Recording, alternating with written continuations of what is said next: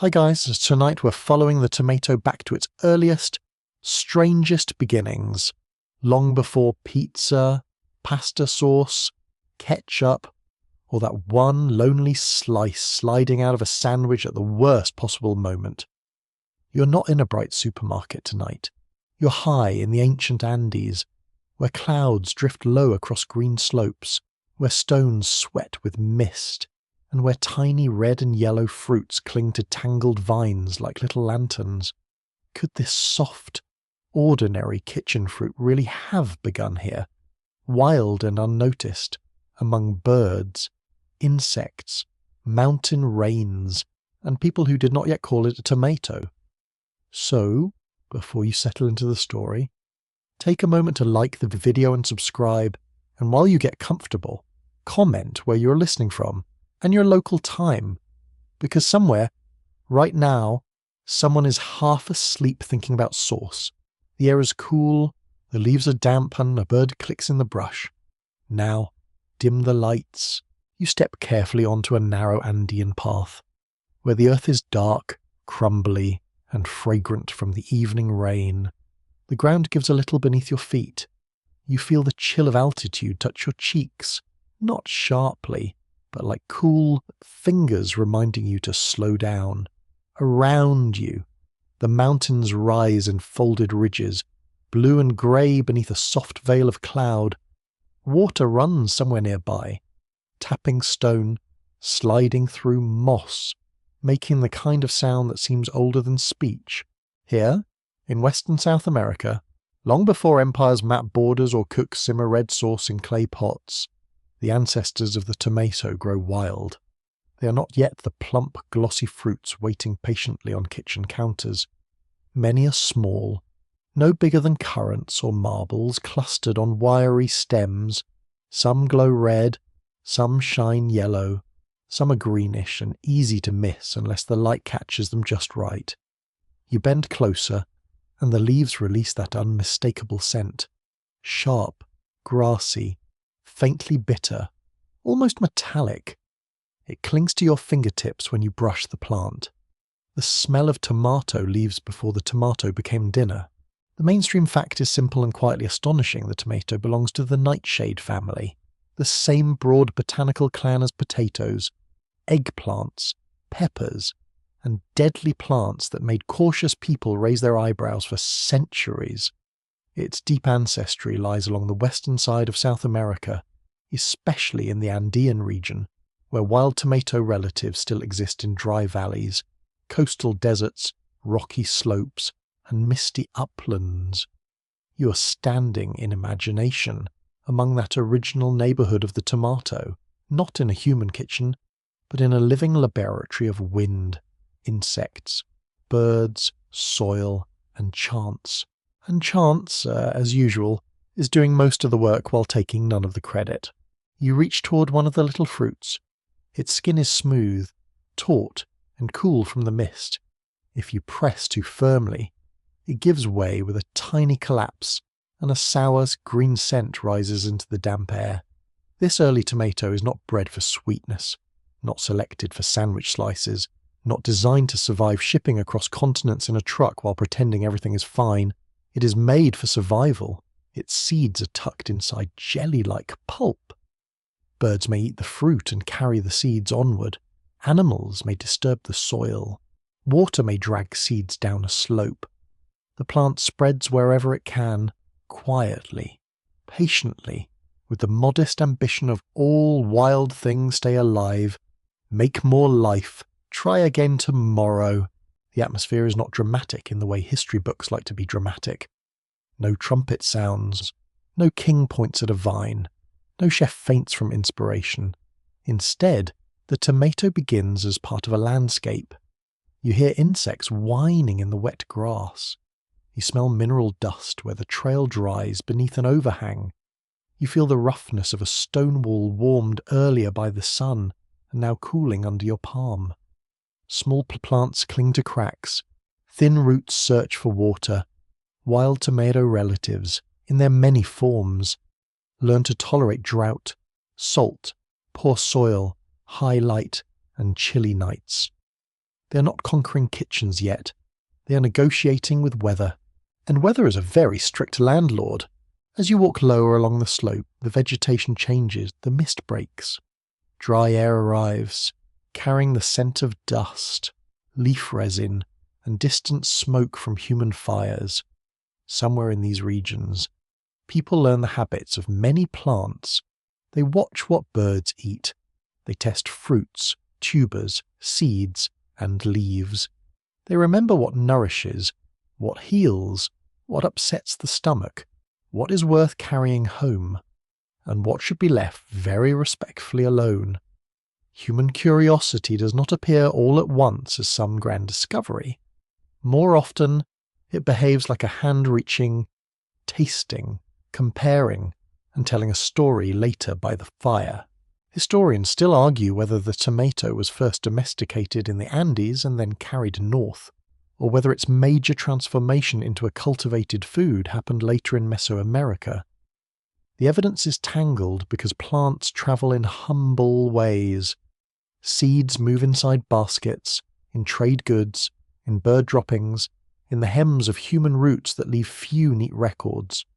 Archaeology can find pottery, bones, stone tools, and houses more easily than it can always find the soft, squishable history of a fruit.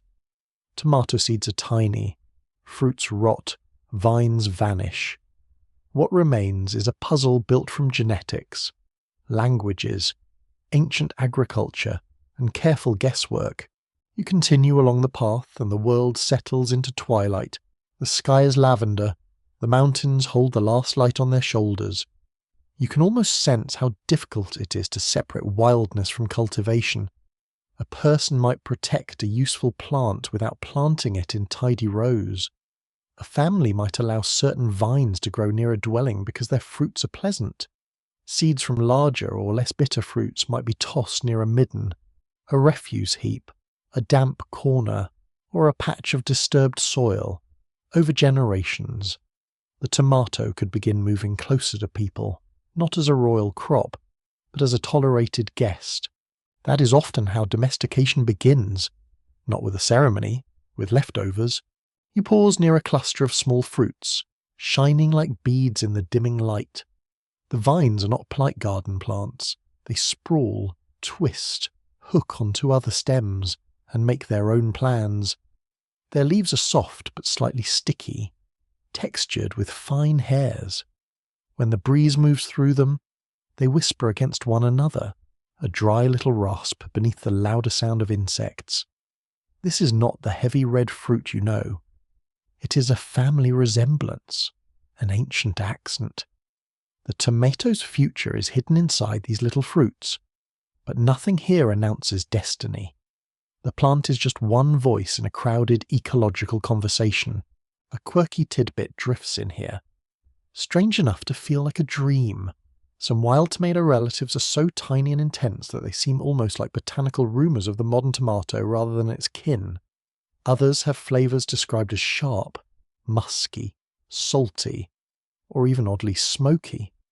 In some old discussions of wild tomatoes, collectors and botanists treated them less like future food celebrities and more like stubborn little plants with suspicious habits. Imagine travelling across harsh terrain, gathering seeds from a scraggly vine, and not knowing that one day its distant relatives would be crushed into ketchup packets by the billions. History has a dry sense of humour. The people living across ancient South American landscapes are not passive background figures. They are skilled observers, moving through environments with knowledge built over generations. They understand seasons, soils, storage, fire, tubers, grains, fruits, and the moods of rain. In the Andean world, plants such as potatoes and quinoa become major staples, shaped by human hands in sophisticated systems of altitude and microclimate. Compared with these giants of sustenance, the early tomato may seem minor, a bright side note in the larger agricultural story. But small things have a way of slipping past the guards. You imagine a hand picking one of these fruits. Perhaps it belongs to a child, because children have always been excellent investigators of edible objects and terrible respecters of botanical caution. Perhaps it belongs to a gatherer who already knows the plant well. The fruit is rubbed clean on woven cloth. The skin breaks between teeth. The taste is bright, acidic, a little wild, not sweet in the modern sense, but lively. It wakes the mouth. It might be eaten with other foods, mashed, mixed, carried, ignored, rediscovered. No one writes down the moment. The mountain keeps its own records in seed and soil. Night comes slowly. The air cools. You pull your covering closer around your shoulders and listen to the layered sounds of the slope. A distant bird gives one last call. Leaves drip. Somewhere, a small animal moves through dry stems with nervous precision. The wild tomato plants stand in the half-dark, their fruits holding what little colour remains. You can feel how history often begins without knowing it has begun.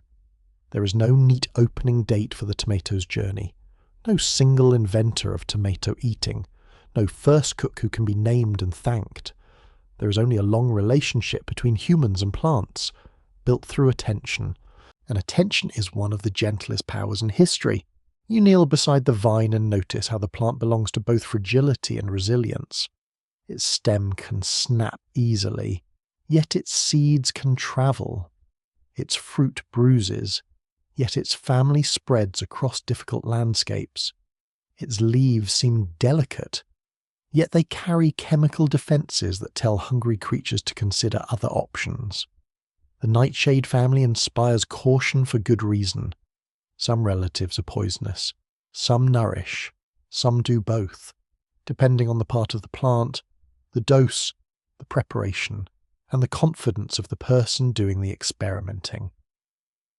Humanity's relationship with nightshades is basically a very long dinner conversation with occasional nervous laughter. As the centuries pass in this quiet mental landscape, wild tomatoes and their relatives continue adapting. Their genetic diversity becomes a hidden treasure chest, one that future breeders and scientists will value when modern crops need resistance to disease, tolerance to stress, or new flavours. But here, at the beginning, none of that future language exists. There are no seed catalogues, no greenhouses humming with controlled humidity, no supermarket signs announcing vine-ripened romance under fluorescent lights. There is only the mountain, the vine, the fruit, the seed. You walk toward a small settlement where smoke lifts in thin blue threads. The smell of hearth ash mingles with damp plants and the faint sweetness of stored roots. Voices are low, a pot shifts on stone. Woven baskets rest under shelter. The world is practical and intimate. Food is not entertainment here, not yet a lifestyle photograph, not a red splash on a white plate. Food is survival, memory, season, labour, and sharing. A tiny tomato-like fruit might be useful because it adds brightness. It might make bland food more vivid. It might travel as a curiosity. It might be ignored for generations in one valley and welcomed in another. Scholars do not fully agree on the exact steps by which tiny wild tomatoes became the larger domesticated forms later known in indigenous American foodways. Genetic clues suggest movement, mixture, and selection across regions. But the path is not a straight road. It is more like a network of footpaths, some washed out by rain, some hidden under grass, some remembered only because a seed survived. This uncertainty does not weaken the story. It makes it more human. Real history is rarely a clean line. It is a vine. You sit near the edge of the settlement as darkness deepens. The warmth of a nearby fire touches your face. Behind you, the wild slopes breathe in the cool night. Somewhere out there, small fruits wait among leaves, shining faintly when the moon appears. You're at the tomato's beginning, but it does not feel like the beginning of conquest. It feels like a secret kept by plants. The fruit has no idea it will one day enter soups in West Africa, curries in South Asia, shakshuka pans in North Africa and the Middle East, salads in Europe, sauces in the Americas, and countless kitchens where people claim their version is the proper one. Naturally, and everyone else is confused. For now, the tomato is still small enough to disappear in your palm. You breathe in the smell of smoke, wet leaves, and cooling stone. Your fingers still carry the green scent of the vine. The air around you is calm, but not empty. It is filled with patient beginnings. A seed drops, a bird calls, a person remembers a taste, a plant grows a little closer to home, and in that quiet movement, almost too soft to hear, the long-read story of the tomato begins. You move through the warm lowland morning into a world of courtyards, gardens, footpaths, and markets, where the tomato becomes less a shy wild fruit and more a familiar presence near human hands. The air is softer here, heavier with the smell of maize dough, wood smoke, crushed herbs, damp clay, and flowers opening under the sun. You hear sandals scraping packed earth.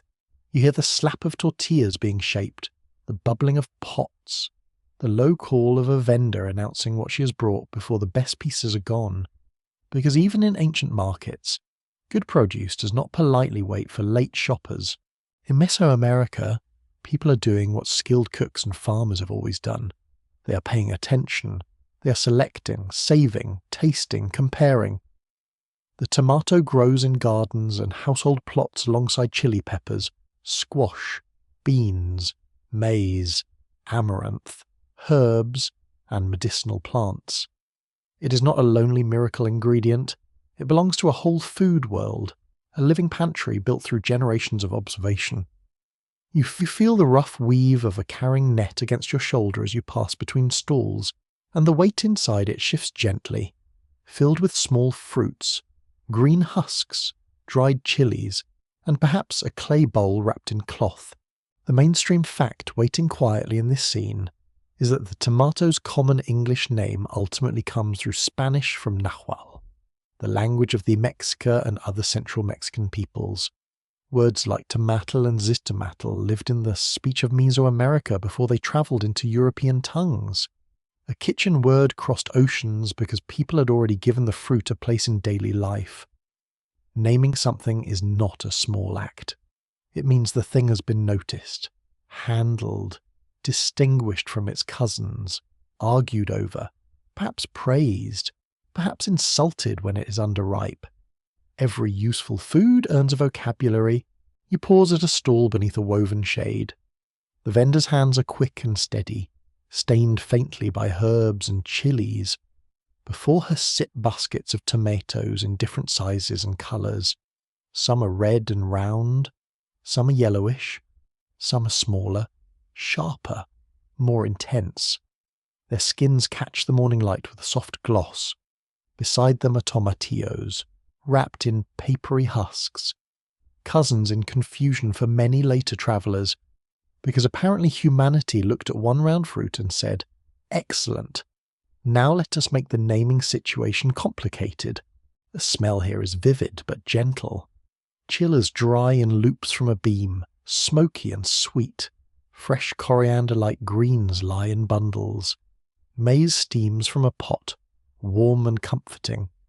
You touch a tomato and feel the delicate tension of its skin, thinner than the modern supermarket kind, less like polished luggage and more like something alive enough to bruise if you treat it badly.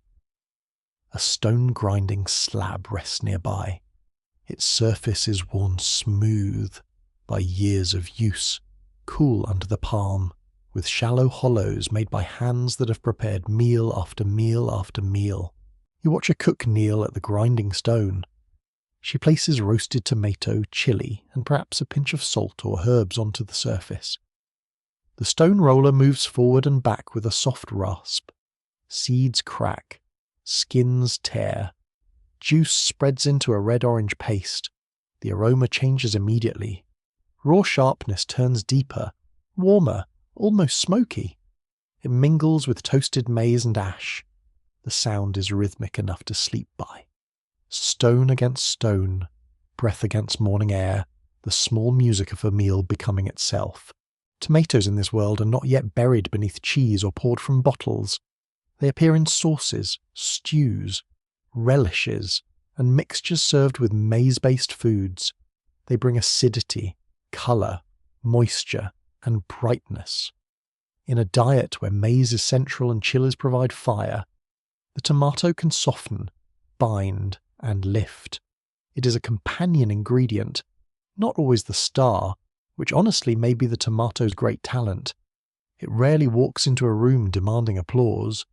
It simply makes everything around it taste more awake, then lets everyone else pretend they did the work. You walk deeper into the market, where the atmosphere gathers around you like a woven blanket of sound. There are calls and answers, footsteps, babies fussing, dogs nosing hopefully near scraps, wooden tools tapping, baskets creaking. Turkeys mutter from a shaded corner with the offended dignity of creatures who know they are being discussed. The ground is warm beneath your feet. Dust clings lightly to your ankles. Somewhere nearby, cacao is being prepared. Somewhere else, beans simmer, and everywhere. People are measuring value not only in formal trade, but in trust, habit, gossip, memory, and the practical mathematics of supper. A quirky little detail wanders through the noise. Some early descriptions of central Mexican food markets mention sauces sold with tomatoes, chilies, ground seeds, and unexpected delicacies from lakes, including tiny edible insects or insect eggs. To a modern listener, that combination may sound like a dare issued by an extremely confident auntie. Yet in the lakeside food systems of the Valley of Mexico, aquatic foods were part of a sophisticated cuisine. The tomato could sit beside them not as a novelty, but as a flavouring element in a wide and resourceful culinary landscape. Ancient people were not waiting around for Europeans to explain seasoning. They were doing just fine. Thank you. You follow the scent of roasting to a household courtyard. The walls hold afternoon warmth. A metat rests in the shade. Clay vessels sit along the edge of a hearth. The fire is low, breathing orange under darkened stones. A few tomatoes blacken slightly on a hot surface, their skins blistering, loosening, giving off a rich, savoury smell. The cook turns them with practised fingers, using the edge of a tool, moving them just before they collapse. Smoke curls upward, carrying a sweetness that feels both fresh and deep. You can hear the faint hiss as juice meets heat. This is where domestication becomes intimate. Not a diagram, not a label in a botanical collection. A hand chooses the fruit that tastes best. Another hand saves seed. A family notices which plants give more. A neighbour asks for some. A child is sent to fetch the ripe ones and comes back with several missing, because quality control is important and children are naturally committed to research. Over seasons, human preference nudges the plant. Larger fruits, brighter colours, softer textures, pleasing acidity, useful growth habits. All these traits can become part of the quiet conversation between garden and kitchen. Researchers still debate how widely and evenly tomatoes were used across the different peoples of Mesoamerica before European arrival. The problem is not that the tomato is unimportant, but that everyday foods often leave modest traces. Seeds can carbonize and survive, but many meals vanish completely. Later written accounts are valuable, yet they were shaped by outsiders, translation, politics, and the limited curiosity of record keepers who sometimes missed the obvious because it was too ordinary. A palace may receive a description. A sauce made by a tired cook at dusk may not. History, rude as ever, often forgets dinner. You step into a garden at the edge of the dwelling. It is not arranged like a modern field in rigid rows. It feels layered, practical, alive with mixed growth. Maize rises tall, beans climb, squash leaves spread broad and scratchy. Chilies hang in small pointed flashes.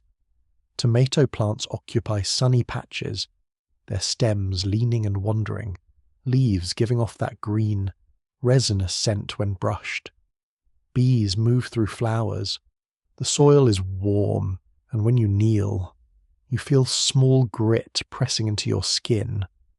The garden is a kind of memory bank. Each plant carries decisions made by people whose names are gone, though their preferences remain in the food. Language moves through the garden too. Different communities have their own words, their own categories, their own ways of sorting plants by taste, colour, use, and habit.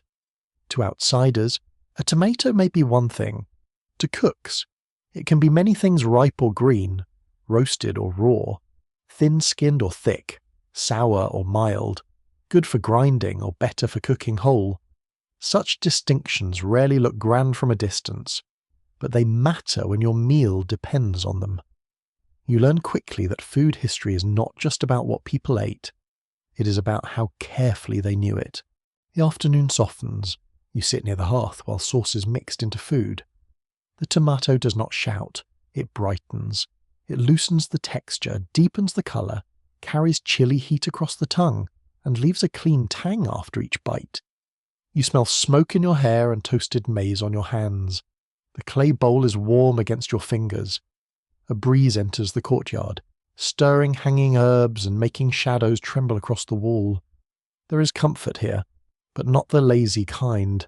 It is the comfort of many labours completed well enough for a meal to exist. You may be tempted to imagine ancient cuisine as simple because it is old. That is one of those modern habits that deserves a slow, disappointed blink. The people around you understand fermentation, roasting, grinding, soaking maize with alkaline materials, growing crops together, preserving foods, balancing flavours, and feeding crowded cities. In places like the Valley of Mexico, markets become enormous centres of exchange. Tomatoes move through that world in baskets, in sauces, in hands, in names. They are ordinary enough to be useful and special enough to be chosen again. As evening settles, the market thins. The loudest voices fade into softer negotiations. Mats are rolled. Unsold produce is gathered. The smell of trampled herbs rises from the ground. A last basket of tomatoes sits near the path, glowing in the low amber light. You hear distant drums, or perhaps only the hollow tapping of someone repairing a vessel. Smoke gathers beneath the roof beams. The day's heat leaves the stones slowly, and the air becomes gentle. You hold one tomato in your palm. It is heavier than it looks, full of water, seed, and possibility. It has already changed from a wild survivor into a cultivated companion. It belongs to human taste now, to market chatter, to garden patience, to stone-ground sauces and warm tortillas. Its conquest is not loud. It happens through usefulness, through flavour, through the simple fact that when people find something that makes food better, they tend to remember. The fruit waits quietly in your hand, soft and bright beneath the darkening sky. You stand at the edge of a harbour where the air tastes of salt, tar, wet rope, and restless human ambition. The water slaps against wooden hulls with a hollow, patient rhythm. Gulls wheel overhead, screaming as though personally offended by every decision made on land. Sailors move along the docks carrying barrels, sacks, crates, tools, and bundles whose contents are not always clearly labelled, because the 16th century has not yet discovered the soothing magic of proper inventory management. The tomato is no longer only a garden fruit of the Americas, it is about to become a traveller, though not by its own plan. It moves inside the great and troubled exchange that follows Spanish conquest, when plants, animals, metals, diseases, people, languages, and ideas begin crossing the Atlantic in both directions. The mainstream historical fact is clear after Europeans entered the Americas. Tomatoes were taken to Spain and then spread gradually through Europe and beyond. This movement forms part of what historians call the Columbian Exchange, a vast reshaping of the world's food systems, though the phrase sounds tidy for something so messy, painful, astonishing, and enormous. You walk past stacked cargo in the morning haze. The boards beneath your feet are damp and uneven. Coils of rope scratch your palm when you steady yourself. A sailor curses softly at a stubborn knot. Somewhere, a mule stamps and snorts. A barrel leaks a thin line of brine. Beside precious metals and official goods, there are quieter passenger seas wrapped in cloth, dried pods, beans, maize, cacao, chili peppers, medicinal plants, and small curiosities tucked away by officials, priests, soldiers, merchants, and gardeners. A tomato seed weighs almost nothing, yet it can carry a continent's flavour inside it. Honestly, compared with silver, it has much better long-term kitchen performance. You board the ship in imagination as the harbour begins to shrink behind you. The deck smells of pitch, sweat, damp wool, salted meat, and stale water. The tomato itself may travel in several forms. Seeds can be dried and stored. Fruits may be carried fresh for a short while, though their softness makes them poor candidates for long, rough journeys. Perhaps some are preserved as curiosities. Perhaps seeds are taken by someone who has eaten the fruit in a sauce and thinks it might be worth planting in a warm corner of Spain. Perhaps a gardener sees the plant not as dinner, but as a botanical wonder, a living souvenir from lands that Europeans are struggling to describe. The Atlantic crossing is not romantic for the people doing it. The ship creaks all night. Rats scratch behind planks. Water sloshes in the hold.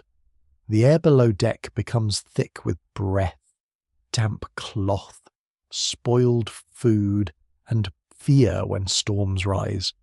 You feel the roll of the vessel in your stomach, a slow lift and drop, as if the sea is breathing underneath you. Above, canvas snaps in the wind, ropes groan, rain needles your face. Even a calm day is loud with wood, water, and labour. In that cramped, floating world, seeds are miracles of patience. They do not complain about the smell. They do not demand fresh bedding. They simply wait. A tomato seed can look like a speck of pale dust, but inside it sleeps a plan for roots, leaves, flowers, fruit, and more seeds. It waits through weeks of salt air and violent motion, through storms that turn the horizon into grey walls, through nights when sailors whisper prayers into their blankets. While humans bargain with hunger and weather, the seed remains quiet, unimpressed, almost rude in its confidence. The Spanish Empire becomes one of the early channels through which the tomato enters Europe. Seville and other Iberian centres receive goods and reports from American territories. Monasteries, noble gardens, physicians, and botanical collectors become places where unusual plants are studied, displayed, tested, and sometimes misjudged with great seriousness. You enter a courtyard in southern Spain, where sunlight warms whitewashed walls and orange trees scent the air. A gardener opens a packet and tips seeds into his palm. They are tiny, pale, and unremarkable. He has no idea he is holding something that will one day sit beside garlic and olive oil like it was always meant to be there. The soil is loosened with a wooden tool. You smell dust, compost, and warm stone. Water darkens the earth. Seeds vanish into shallow furrows. Days pass. Thin green shoots push upward. Their first leaves look fragile, almost hesitant. Then the true tomato leaves unfurl, textured and aromatic. When touched, they release that sharp green scent, strange to European noses, a smell somewhere between herb, weed, and warning label. The plant grows quickly in the Mediterranean warmth. Yellow flowers appear, small and star-like. Green fruit follows, then ripens into red or gold. At first, the tomato is not immediately welcomed into every pot. European food habits are already complex, proud and stubborn, as food habits usually are. Bread, wine, olives, onions, cabbages, legumes, herbs, meat, fish, cheeses, and grains all have established roles. New plants from the Americas do not simply arrive and become beloved overnight. Maize, potatoes, peppers, cacao, and tomatoes each face their own roots of acceptance, suspicion, curiosity, and practical testing. People ask familiar questions. Is it safe? Is it useful? Is it medicinal? Is it ornamental? Will it anger my stomach? Will my neighbour think I have become eccentric? The last question is historically underrated. You see the tomato plant in a garden bed, admired for its colour. Its fruit shines like polished coral against green leaves. In some early European writings, tomatoes are described as golden apples or love apples, names that sound poetic and slightly suspicious at the same time. The fruit's beauty matters. A plant can enter a culture through the eye before it enters through the mouth. People may grow it to impress guests, to study foreign nature, to decorate an arbour, or to test medical theories that now feel, let us say, confidently imaginative. A quirky tidbit follows the tomato across the sea like a little cloud of gossip. Some Europeans associated the fruit with romance, temptation, or exotic strangeness, partly because of names like love apple, and partly because the plant belonged to the nightshade family. It is easy to picture someone staring at a red tomato in a garden and deciding it must either cure desire, cause desire, symbolize desire, or poison somebody important. When people do not understand a food, they often make it mysterious. The tomato, round and red and glossy, made this very easy for them. Historians still argue whether tomatoes first arrived in Europe mostly as practical food plants, ornamental curiosities, medical specimens, or some mixture of all three. The difficulty lies in the scattered nature of early references. A plant might be grown in one garden as decoration, eaten by poorer households somewhere else, discussed by physicians in Latin, and ignored by official records because nobody thought source deserved paperwork. Written evidence tends to favour elite voices, while daily cooking often leaves only faint traces. The tomato's early European life is therefore a little like a candle seen through fog visible, but not sharply outlined. You move through a Spanish kitchen where the walls are thick and cool. Light falls through a small opening. A knife taps softly on a board. Garlic is crushed with salt. Olive oil glows in a clay dish. A few tomatoes rest nearby. Unfamiliar but inviting. Perhaps someone cuts one open, releasing juice and seeds onto the wood. The smell is fresh, acidic, green, a little sweet. A cook tastes it cautiously. There is a pause.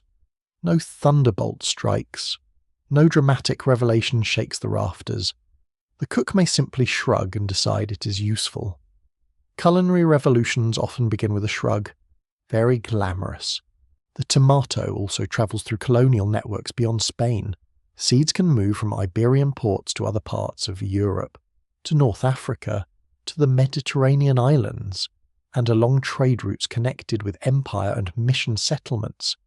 Plants do not respect the neat boundaries people draw around empires. Gardeners trade seeds. Sailors carry favourites. Monks cultivate useful novelties. Merchants notice demand. Migrants bring tastes with them.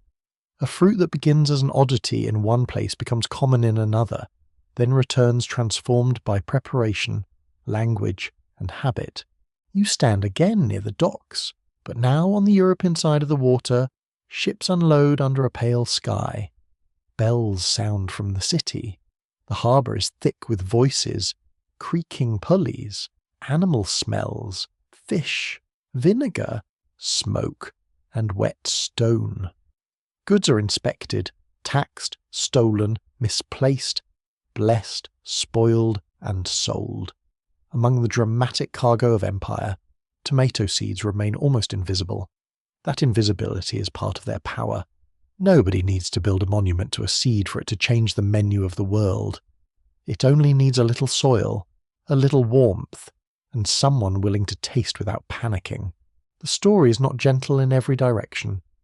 The Atlantic world that carries the tomato is shaped by conquest, forced labour, violence, extraction, and cultural upheaval. You feel that weight under the ordinary sounds of harbour life. A fruit can travel through systems that are anything but innocent. Food history can be comforting, yes, but it is not clean. The tomato's journey into Europe is tied to the same crossings that remade populations and landscapes. To hold that truth quietly is part of listening well. The fruit itself is not guilty. The routes it travelled were made by human choices, and many of those choices left deep wounds. Even so, ordinary people keep cooking. That is one of history's stubborn mercies. In kitchens far from the first American gardens, someone waters a tomato plant. Someone saves seeds from the ripest fruit. Someone decides the red one tastes better than the pale one. Someone mixes tomato with oil, herbs, onions, or peppers. Someone else refuses it completely and announces that everyone has lost their senses. This, too, is a constant of food history progress, hesitation, and one person at the table being dramatic. As dust settles over the port, the tomato plant rests in a courtyard pot, leaves dark against the wall. The day's heat rises from the stones in slow waves. You touch the fruit gently and feel its smooth skin holding sunlight. From the harbour comes the dull knock of wood against wood, the murmur of men unloading cargo, the slap of water beneath the pier. A church bell counts the hour. The air smells of salt, garlic, smoke, and distant rain. The tomato has crossed the sea. It has entered new soils, new languages, new suspicions, and new possibilities. It is still far from ruling every kitchen, but it has survived the voyage, which is more than many grander things manage. It waits in gardens, in seed packets, in cautious hands, glowing softly as evening gathers around the old stones. You step into a European garden in the late afternoon, where clipped hedges hold their shapes with the tense patience of servants at a formal dinner. Gravel crunches softly beneath your shoes.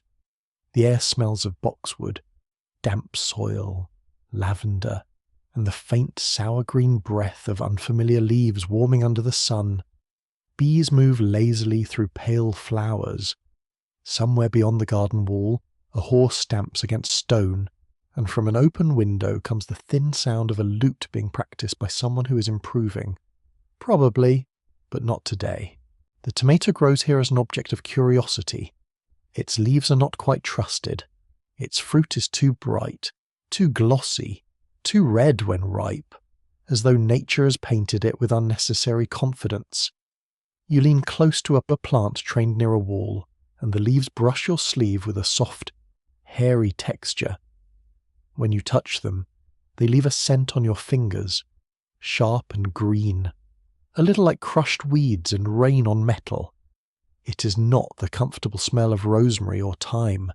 It is stranger, wilder, carrying a whisper of the nightshade family, and that whisper makes careful Europeans take a thoughtful step backward.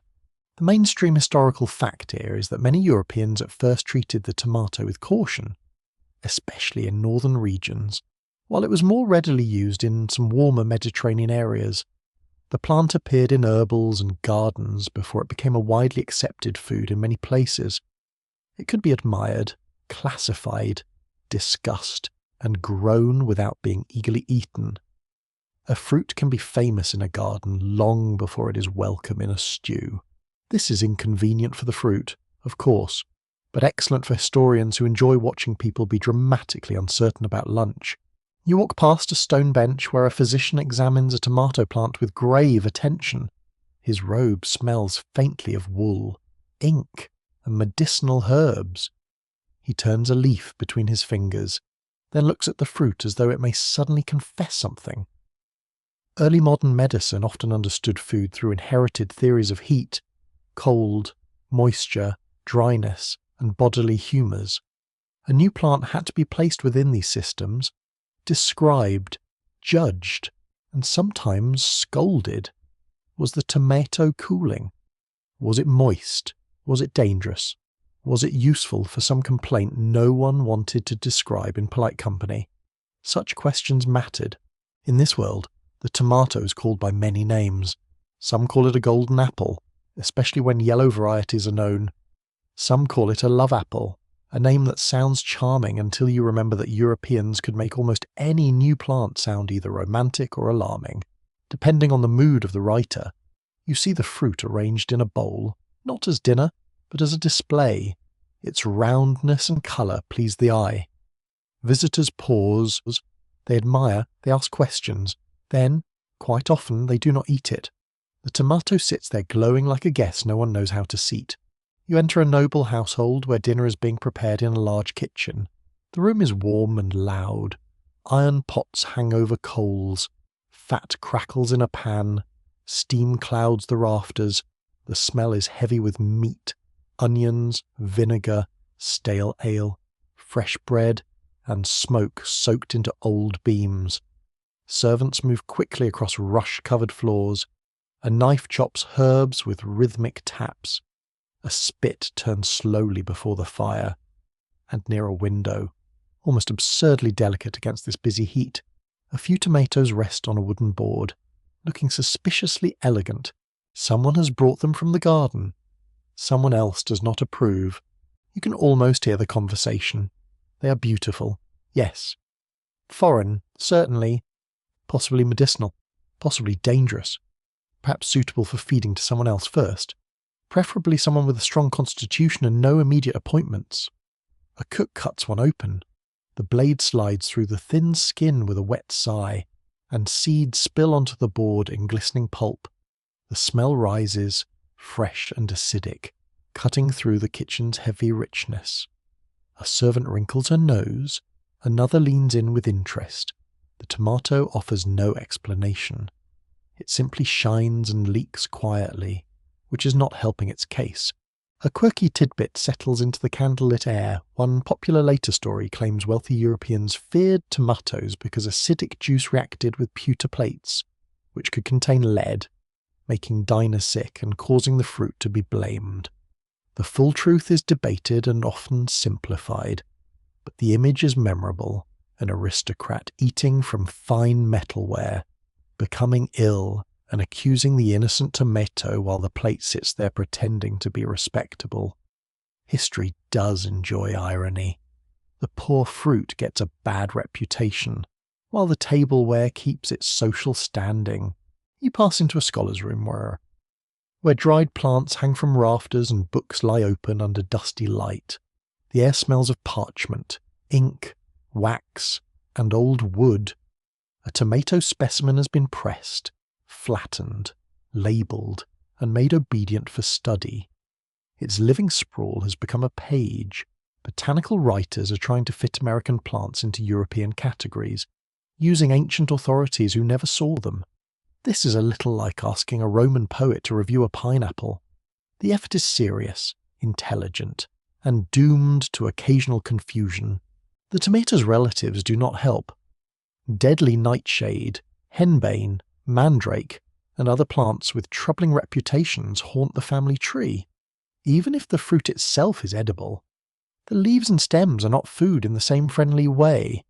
Their smell warns, their chemistry defends.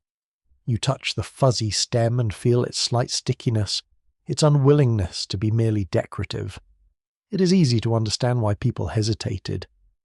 In a world without modern toxicology, caution could keep you alive. Also, rumour travels faster than botany, especially when a fruit is red, foreign, and allegedly connected to desire. Really, the tomato never had a fair public relations team. Scholars remain divided over how quickly ordinary Europeans began eating tomatoes in different regions and social classes. Elite texts can make the plant seem ornamental for a long time, while kitchen practice may have moved quietly ahead in places where the climate suited it and cooks found it useful. Written records often lag behind appetites. A sauce may be simmered by people who leave no cookbook. A garden plant may become food in one village while still being treated as exotic in another. The tomato's acceptance did not happen like a curtain lifting. It happened unevenly, patch by patch, pot by pot. You move northward in imagination, into cooler air and darker interiors. The tomato grows less easily here without protection. In some places, it remains a curiosity for wealthy collectors, planted in pots, sheltered near warm walls, coaxed through seasons that do not entirely welcome it. Rain taps on leaded windows. The garden soil smells cold and mineral. A servant carries a pot inside before frost. The plant droops slightly, offended by the climate. Its fruit ripens slowly, or not at all. No wonder people are unsure what to do with it. A tomato that refuses to redden is not exactly making a persuasive argument. In southern kitchens, the mood begins to soften earlier. Heat, olive oil, garlic, onions, herbs, and grain dishes create opportunities. The tomato's acidity can balance richness. Its pulp can become sauce. Its colour can deepen a dish. In warmer climates, it grows more generously, and abundance is a powerful persuader. One tomato may be a curiosity. A basketful becomes a practical problem, and practical problems invite recipes. You smell oil warming in a pan, garlic turning fragrant, herbs bruised between fingers, and the bright wet scent of chopped tomato meeting heat. Suspicion does not vanish, but hunger is a patient diplomat. You sit in a courtyard as evening light gathers on terracotta tiles. A bowl of tomato pieces waits beside bread. The fruit skin shines in the low sun. Flies circle lazily, because even historical atmosphere has its little annoyances. A woman sprinkles salt. Juice collects at the bottom of the bowl. Someone tastes. The flavour is tart, soft and refreshing, a little grassy, a little sweet. No one declares the world changed. No one writes a manifesto. Yet the tomato has crossed a small threshold. It has gone from being looked at to being wanted. Still, not everyone agrees. You hear a man at a table announce that the fruit is unhealthy, morally questionable, and probably unnecessary. He says this while eating something that would frighten a modern nutritionist. But confidence has never required consistency. Another person reaches for more tomato anyway. Food acceptance often works like this. One generation worries, the next experiments, the next asks why anyone made such a fuss. The tomato is patient. It can wait out suspicion. It has seeds. After all, seeds are very good at waiting. The garden grows darker, the leaves turn almost black against the wall, and the fruits hold the last red of the day. You feel the cool stone of the bench beneath your hand. From the kitchen comes the soft clatter of dishes, the murmur of tired voices, the faint smell of herbs and ash. The tomato is still not universal, still not trusted everywhere, still caught between medicine, ornament, rumour, and supper. Yet something has shifted. People have tasted it. Cooks have tested it. Gardeners have saved seed. The fruit remains strange enough to provoke gossip, but useful enough to survive it. You rise and walk slowly through the rows as night settles over the estate. A moth brushes your sleeve. Water drips from a fountain into a shallow basin. One drop after another, steady and calm. The tomato plants stand in their beds, neither innocent nor wicked, neither cure nor curse, just living things pulled into human imagination. They are admired by scholars, doubted by physicians, teased by cooks, and eyed by diners who would like to be adventurous but not too adventurous. Thank you very much. Under the evening sky, the suspicious fruit waits with quiet red patience. You enter a Mediterranean morning where the sun has already begun warming the walls, and the stones underfoot hold the promise of a hot day. Laundry moves lightly between windows. A church bell rings over rooftops, slow and rounded, while somewhere below, a cartwheel complains against uneven pavement. The air smells of sea salt, crushed basil, fish scales, horse sweat, old stone, and bread pulled from an oven so recently that its crust still whispers as it cools. In the kitchens of Italy, especially in the south, the tomato begins to lose its reputation as a suspicious garden curiosity and becomes something far more dangerous to human restraint. Delicious. You pass through a narrow street in Naples, where voices rise from open doors and balconies as if the whole neighbourhood is one enormous family argument that somehow results in lunch. Vendors call out over baskets of vegetables, copper pots gleam in shadowed shops, garlic hangs in pale braids, the tomato sits among onions, herbs, anchovies, oil, and pasta dough, waiting to become less object and more experience. The mainstream historical fact here is that one of the earliest known published Italian tomato sauce recipes appears in the late 17th century, associated with Antonio Latini, a steward working in Naples, whose cooking reflected Spanish influence as well as local practice. That early sauce was not yet the heavy, long-simmered blanket many people imagine today.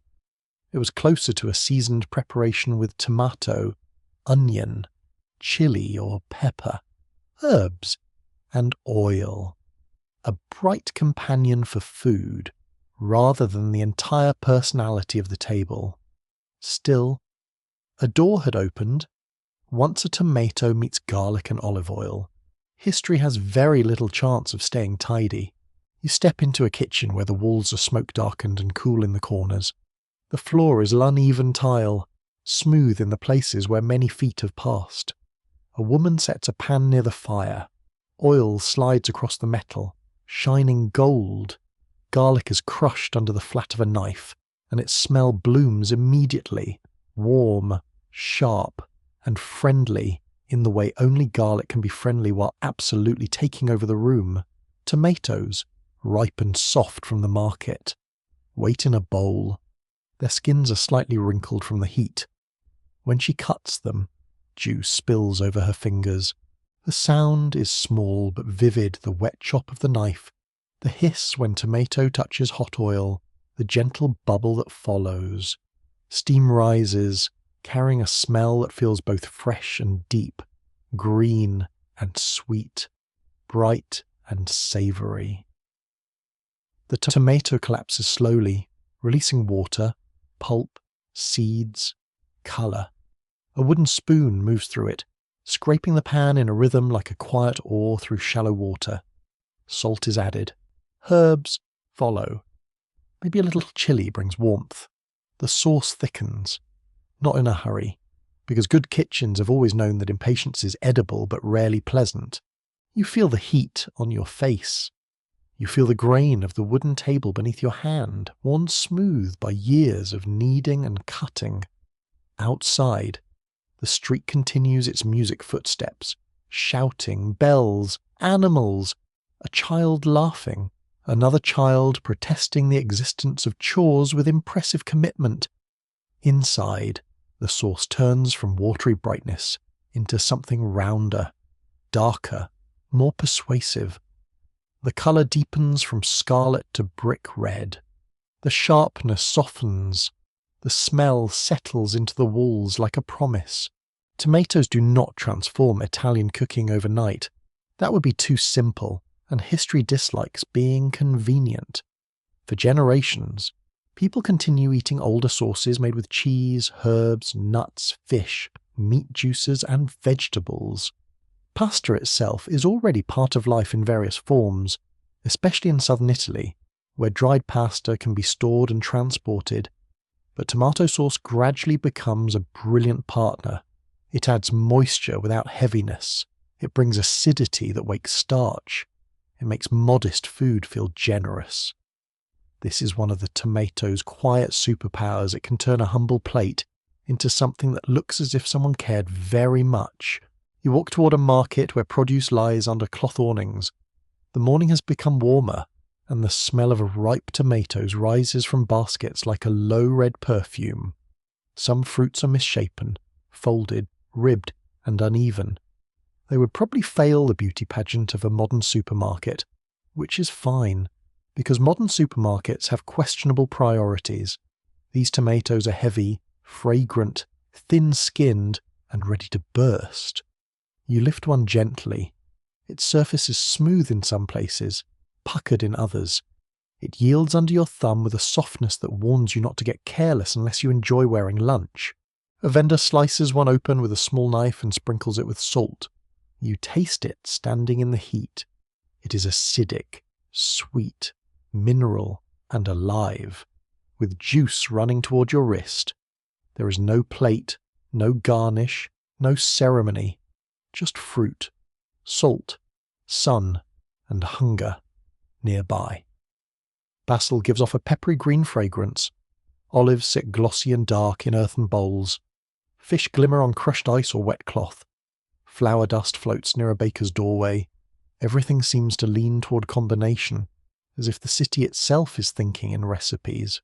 A quirky tidbit waits in the name Italians give the tomato pomodoro, often understood as golden apple. This may point toward early yellow varieties, or simply the poetic habit of naming new things in ways that make them sound like they belong in a myth instead of a salad.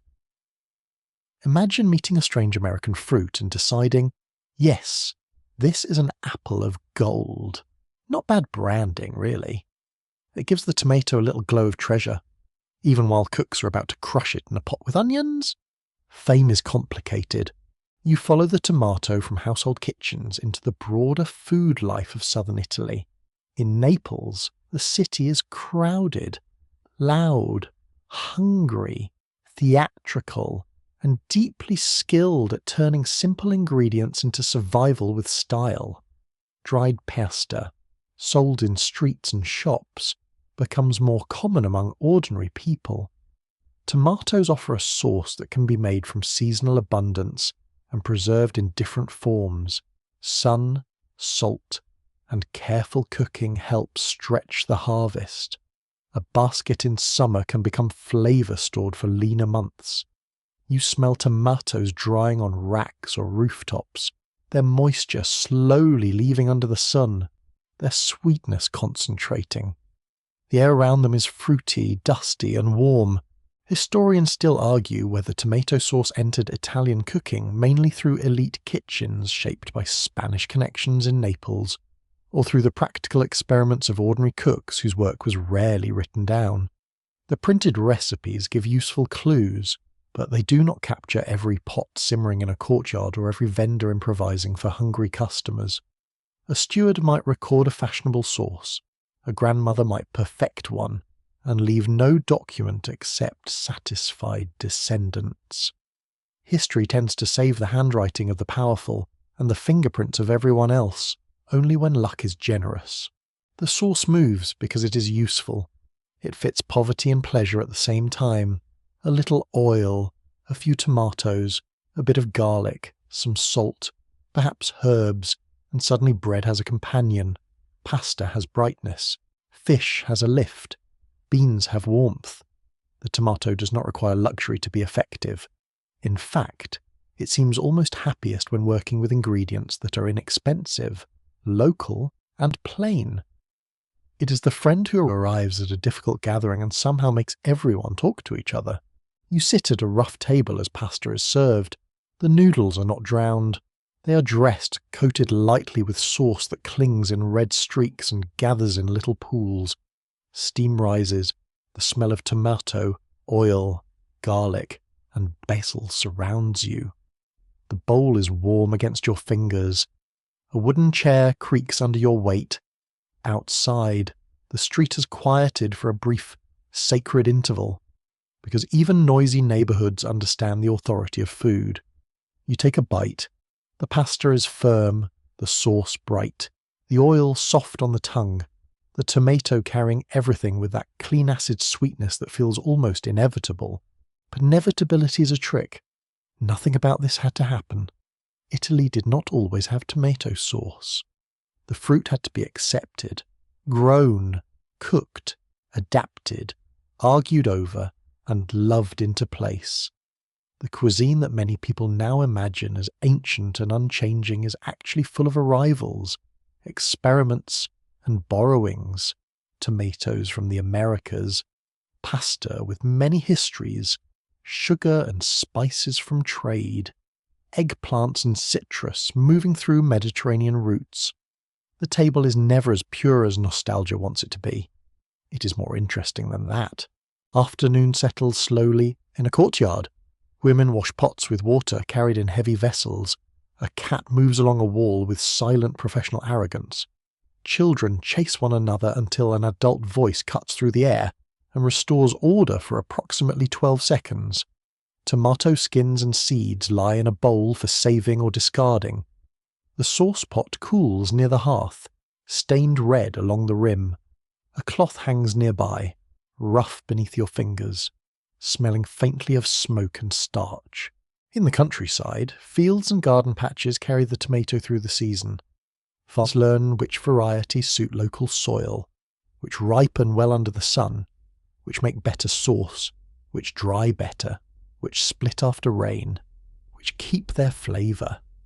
Seeds are saved from fruit that proves itself. This is not laboratory science, but it is not guesswork either. It is practical knowledge, repeated and refined. The tomato becomes local not by losing its foreign origin, but by being folded into daily labour until it feels native to the hand. Evening light pours over the city in honeyed layers. The sea beyond the building turns silver blue. Bells sound again. The smell of cooking returns from many windows at once, overlapping into a soft cloud of garlic, oil, herbs, fish, bread, and simmered tomato. The fruit has found a voice here, not as ornament, not as rumour, but as source. It has learned to speak through heat. You stand in the doorway of a kitchen as the last red glow of the hearth fades. A spoon rests beside the pot. On its curved back clings a thin stain of tomato, dark and shining. You run a finger over the worn edge of the table, feeling knife marks, flour scratches, and the quiet history of meals. Outside, Naples breathes in the warm dark, full of hunger, laughter, complaint, and genius. The tomato, once strange, has become comforting. It has entered the rhythm of hands, bowls, markets, and memory. In the cooling kitchen, red sauce rests like a small sunset held in clay. You step into a harbour city where the world seems to arrive by sailcloth. The morning is pale and the tide breathes against stone quays with a slow, salted sigh. Ropes creak. Wooden masts knock gently in the wind. Men shout in several languages at once, each convinced his own urgency is the most important, which is a very old maritime tradition. The air smells of tar, fish, pepper, wet hemp, citrus peel, sweat, spices, and smoke from small cooking fires tucked beside warehouses. Here, the tomato becomes a traveller of roots rather than a resident of one region. It moves through empires, ports, gardens, and kitchens with the quiet persistence of seed.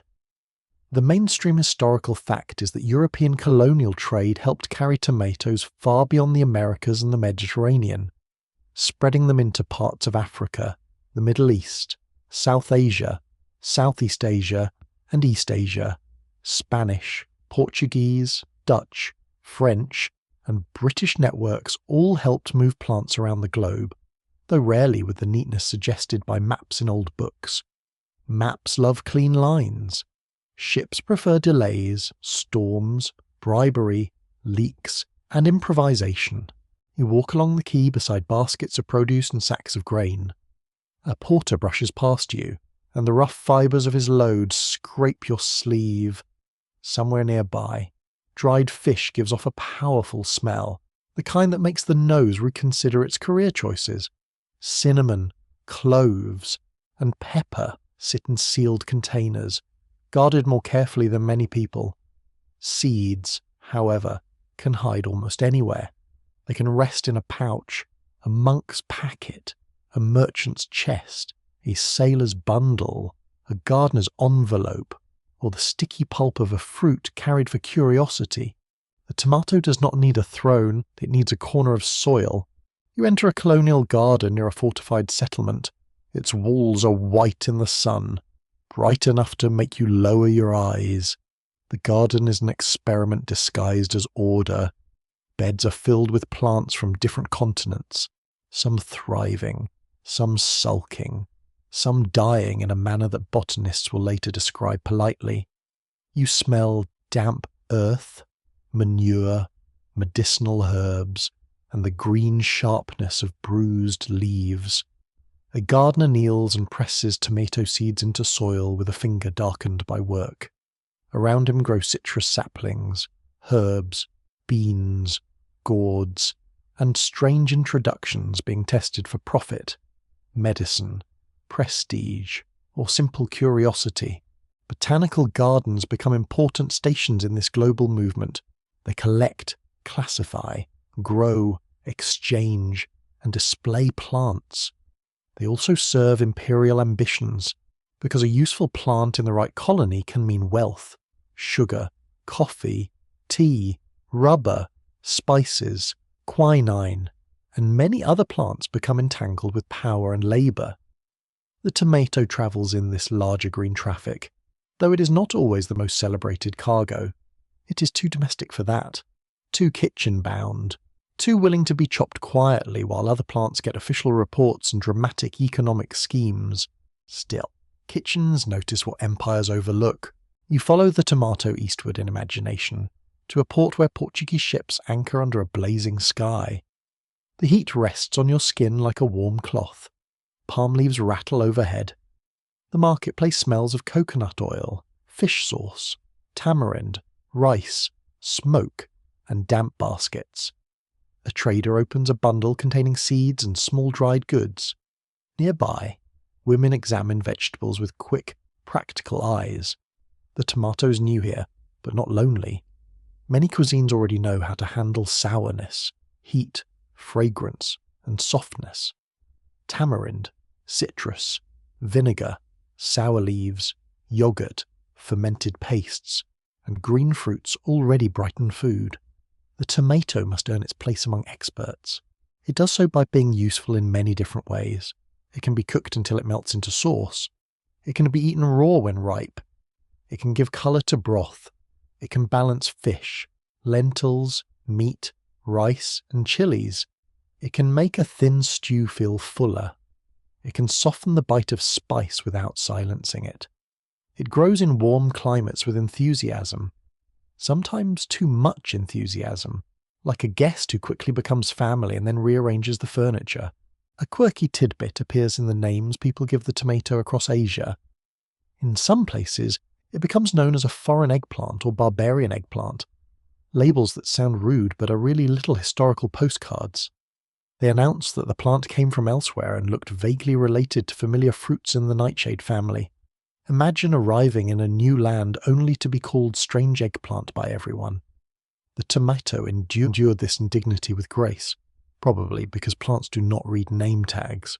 You step into a South Asian courtyard where rain has recently washed the dust from the air. The ground smells of wet clay, ash, and green leaves. Water drips from the edge of a tiled roof. A pot sits over a small fire, and spices bloom in hot oil, mustard seed popping, cumin darkening, ginger rising with peppery warmth. The sound is tiny and lively, like applause from the pan. Tomatoes are added, chopped roughly. They hiss and slump, releasing juice into the spice mixture. Their acidity sharpens the aroma, pulling the ingredients together.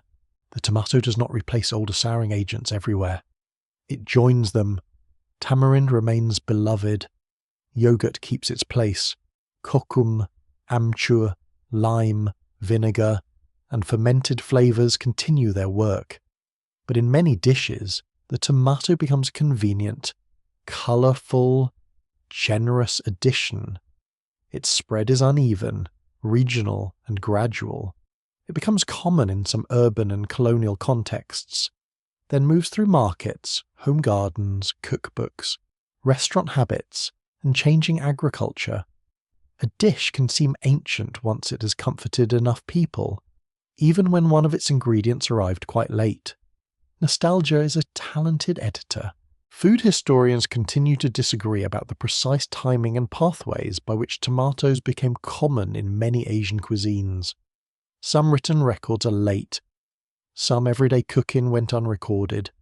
Colonial documents often paid attention to trade profits, taxes, and elite gardens rather than the moment a cook decided a red fruit improved lentils. Oral tradition preserves memory, but not always dates. Seeds move faster than paperwork, which must have annoyed officials terribly. You drift to a Chinese garden, where the afternoon light is filtered through leaves and lattice. The air smells of tea, damp soil, wood smoke, and river mud. A tomato plant climbs awkwardly near other vegetables, its yellow flowers modest and its fruit bright against the green. In parts of China, the tomato was at first treated more as an unusual foreign plant than a central ingredient. Over time, it entered regional cooking in ways that now feel deeply familiar, from simple stir-fries with egg to soups, noodles, and braises. Tomato and egg together become so comforting that it is hard to imagine either ingredient ever needing an introduction. You enter a kitchen where a wok heats over flame, oil shimmers, beaten egg pours in and folds into soft golden curds. Chopped tomato follows, red against yellow, juice bubbling around the edges. The smell is mild, warm, and home-like. A spoon taps the side of the wok. Steam fogs the air. The dish is not imperial spectacle. It is dinner, quick and tender. Proof that conquest in the kitchen often means becoming ordinary. Across Africa, the tomato also finds many homes. You stand near a market where red piles of fruit sit under woven shade. The air is thick with heat, charcoal smoke, palm oil, groundnut, dried chilies, onions, and dust. A woman presses tomatoes gently to judge ripeness. Her fingers are quick, knowing. Tomatoes enter stews, sauces, relishes, and one-pot meals in different regions, mixing with local oils, grains, greens, fish, meats, and spices.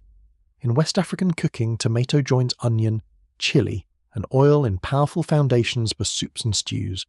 In North Africa, it folds into dishes with cumin, paprika, lamb, chickpeas, eggs, and bread.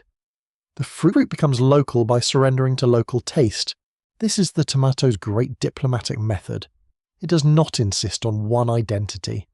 It can be smoky with chilies, sweet with onions, sharp with vinegar, mellow with butter, earthy with lentils, bright with herbs, or rich with oil. It can sit in a clay pot, a brass pan, an iron wok, a copper saucepan, or a dented tin vessel over coals. It speaks many culinary languages badly at first, then fluently, then with an accent people come to love. Yet the journey is not only romantic, trade routes carry food, but also conquest, displacement, slavery, forced labour, and extraction. You feel this tension in the port air under the cries of gulls and the clatter of cargo. A fruit may nourish people in one place while moving through systems that exploited people in another. The tomato's global spread belongs to both ordinary creativity and imperial violence. The kitchen can comfort without erasing the ship, the plantation, the tax collector, or the soldier. A sleepy story can still hold a truthful weight. Evening falls over another harbour. Lanterns appear one by one, trembling in the humid air. The sea smells darker now, full of salt and rotting weed. A cook squats near a small fire beside stacked crates. Tomatoes simmer with onion and spice in a blackened pot. The spoon moves slowly. The sauce thickens, red turning deeper as the light fades. Nearby, sailors dice, merchants bargain. Dock workers eat from bowls, and children chase each other between barrels until someone shouts them away. You hold a handful of tomato seeds in your palm. They are pale, flat, almost weightless. Slick as if fresh, dusty if dried. They seem too small for all this movement. Yet they have crossed languages, climates, empires, and tastes. They have passed from gardens into markets, from markets into cooking pots, from cooking pots into memory. They have become foreign, then familiar, then necessary. The night air cools slightly. Your fingers smell of leaves and salt. In the distance, a ship bell rings once. A low sound over black water. The tomato rests in baskets, jars, fields, and courtyards across a widening world, no longer merely transported, but adopted. In every place it enters, people change it, and it changes the meal in return. You walk into a tomato field at dawn, where the air is cool enough to rest softly on your face, but the soil already remembers yesterday's heat. Rows stretch in long green lines toward a low horizon. The plants are heavier now than their delicate yellow flowers once promised. Red fruit hangs under leaves, some round and smooth, others oblong, thick-skinned, bred for handle in harvest, and the practical roughness of commerce. Dew wets your shoes. Dust clings to the hem of your clothes. Somewhere out in the rows, a worker's bucket knocks against a crate with a hollow wooden thud. The tomato has entered the age of scale. It is no longer only a plant in a courtyard, a market basket, or a simmering pot. It is becoming a crop of fields, wagons, factories, labels, rail cars, tins, glass bottles, and recipes designed for people who live far from the farm. The mainstream historical fact is that canning technology, developed in the early 19th century and refined through industry, transformed the tomato into one of the great preserved foods of the modern world. The fruit's natural acidity made it especially suitable for preservation, and its cooked flavour held up beautifully inside sealed containers, convenient, bright, shelf-stable, and red enough to look cheerful in winter. The tomato was basically auditioning for the pantry. You bend and pick one from the vine. The fruit is warm on one side where the rising sun has touched it, cool underneath where it rested in shade. Its skin is firmer than the soft table fruits of small gardens. When you twist it free, the stem snaps with a tiny green crack. Around you, hands move quickly, gathering, sorting, lifting. The field has a low human rhythm, footsteps in dry soil, crates sliding, leaves brushing sleeves, someone calling for another basket, someone laughing at a joke that was probably not worth the effort, but helps the morning move. Soon the field gives way to the road, horses, carts, and later trucks carry tomatoes toward processing buildings where the air changes completely. You step into a 19th century canning room, and the atmosphere presses in steam, heat, metal, wet wood, vinegar, tomato pulp, sweat, and coal smoke. It is not romantic in the postcard sense. It is loud, humid, and busy. Lids rattle, knives tap, workers move at benches with stained hands and damp aprons. The floor is slick in places, barrels stand open, tomatoes are washed, peeled, crushed, heated, strained, packed, sealed, and labelled with a speed that would make a sleepy home cook quietly lie down. The sound of the factory is a new kind of kitchen music, not the gentle scrape of one spoon, but the clatter of many hands multiplied by machines. Steam valves sigh, tin cans knock together like dull bells, wooden crates scrape across planks. A supervisor calls out times and quantities. Hot tomato vapour fills the air, sweet and acidic, almost overwhelming. It catches in the throat. It stains cloth, skin, wood, and memory. You touch a work table and it is warm, damp, faintly sticky with juice. This industrial world changes who can eat tomatoes and when. A family in a cold city can open a can in January and taste summer cooked down into red pulp. A boarding house can stretch soup. A sailor can carry preserved food on a journey. A restaurant can rely on supply that does not vanish with frost. Canned tomatoes become part of urban life, feeding workers, immigrants, soldiers, school children, and anyone who needs food to be affordable, durable, and fast enough for a day that has no patience. In cities, the tomato becomes a quiet helper of migration. People bring memories of sauces as stews, soups, and seasoned rice. then adapt them to what markets provide. Canned tomatoes make certain dishes possible in cramped apartments where fresh produce is costly or seasonal. You enter one such kitchen at dusk. The window is fogged from boiling water. A pot sits on a small stove. A woman opens a tin with careful effort. The metal edge curling back in a sharp silver line. The smell rises instantly. Cooked tomato. Faintly sweet. Slightly metallic. Comforting in spite of itself. Into the pot it goes with onion, fat, herbs, perhaps a bone, perhaps beans, perhaps nothing fancy at all. The room warms. Dinner becomes possible. A quirky tidbit slips in through the factory door wearing a salesman's grin. In the 19th century, tomatoes were sometimes promoted in wildly enthusiastic health claims, including tomato pills sold as remedies for a surprising variety of complaints. Imagine being told that your vague melancholy, digestive trouble, and perhaps your entire personality could be improved by tomato extract in pill form. It sounds absurd, but the age adored patent medicines. A red fruit with a dramatic reputation was perfect for advertising.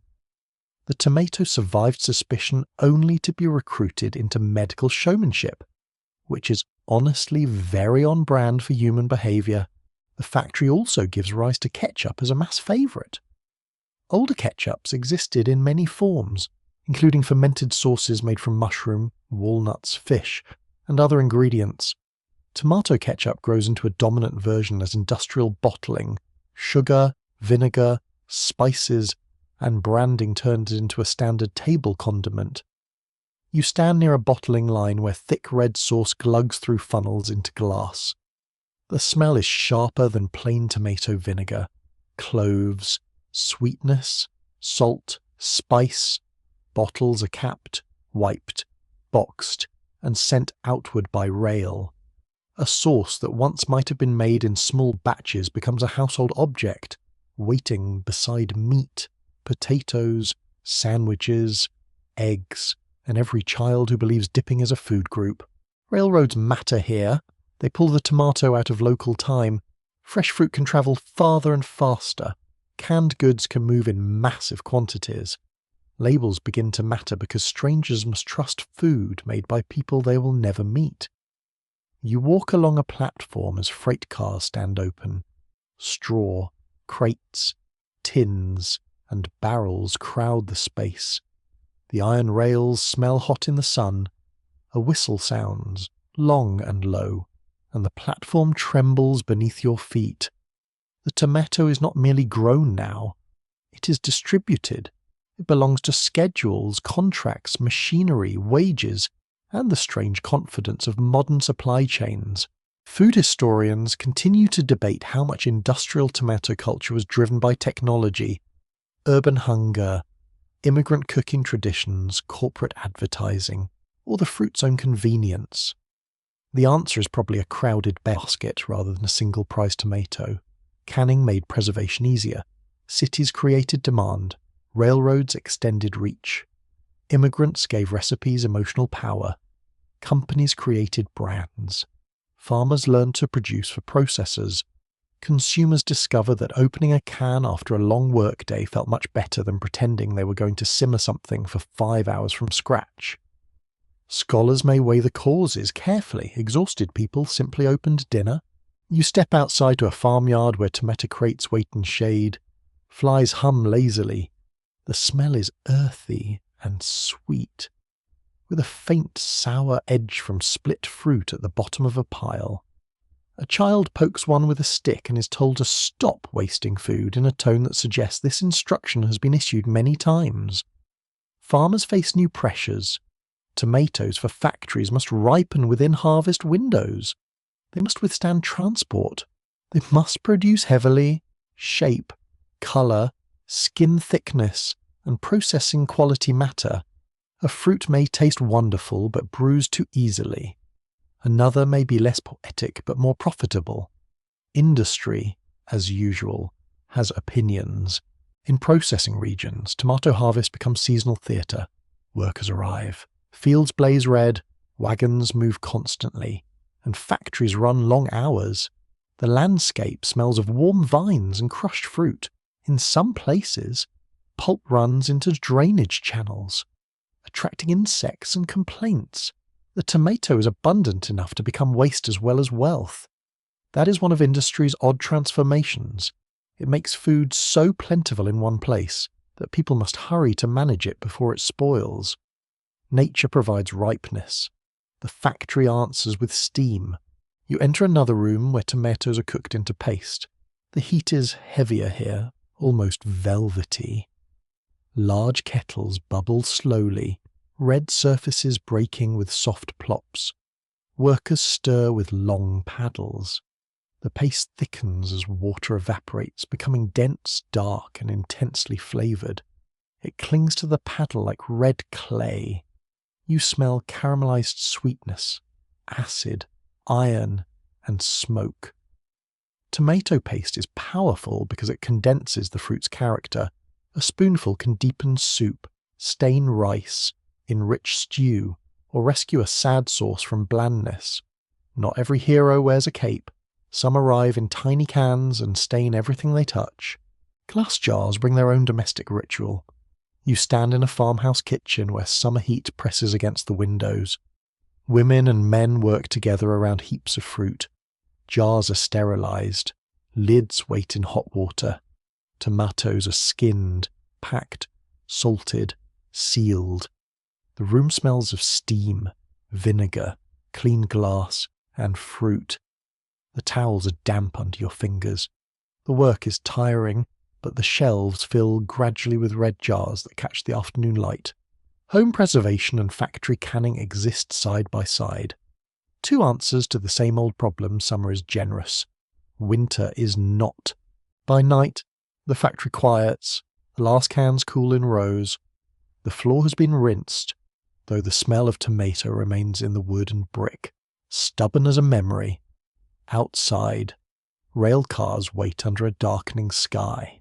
In workers' homes, in city kitchens, in general stores, in ship galleys, in army supplies, and on farmhouse shelves, the tomato has become durable. It can survive distance. It can survive seasons. It can enter meals planned in haste and meals planned with care. You hold a sealed tin in your hand. It is smooth, cool, and heavier than it looks. Inside is fruit changed by heat and industry, summer compressed into metal. There is something humble and enormous about it. No song announces the can on the shelf. No poet is required for the ketchup bottle on the table. Yet these objects alter daily life, making tomato flavour available to millions beyond harvest and geography. The field is dark now. The factory windows glow. Somewhere, a train begins to move, wheels turning with a slow metallic rhythm. The air carries coal smoke, wet leaves, and cooked red sweetness. The tomato has become a crop of machines and meals, of labour and labels, of convenience and comfort. It rests in cans, bottles, jars, and crates, ready to open whenever hunger calls. You enter a greenhouse at sunrise, where the glass roof glows pale silver and rows of tomato plants climb upward on strings like disciplined vines pretending not to be wild. The air is warm, damp, and faintly electric, filled with the smell of wet leaves, mineral fertilizer, clean plastic trays, and that green tomato scent that clings to your fingers long after you touch the stems. Fans hum overhead. Water ticks through irrigation lines. Somewhere in the aisle, a cart squeaks once, then rolls on with the weary dignity of laboratory furniture. Here, the tomato becomes a subject of science, not just a fruit in soil, not just a sauce in a pot, but a problem to solve. Measure, breed, standardize, protect, ship, colour, and sell. You walk between plants heavy with fruit at different stages of ripeness. Some are deep red, some are pale green, some are blushing orange at the shoulders. Tags hang from stems with numbers instead of names. because science has a charming way of turning living things into paperwork with leaves. The mainstream fact is that modern tomato breeding has focused heavily on yield, disease resistance, uniform ripening, firmness, shelf life, size, and appearance. These traits helped farmers produce more fruit and helped distributors move tomatoes across long distances with less damage.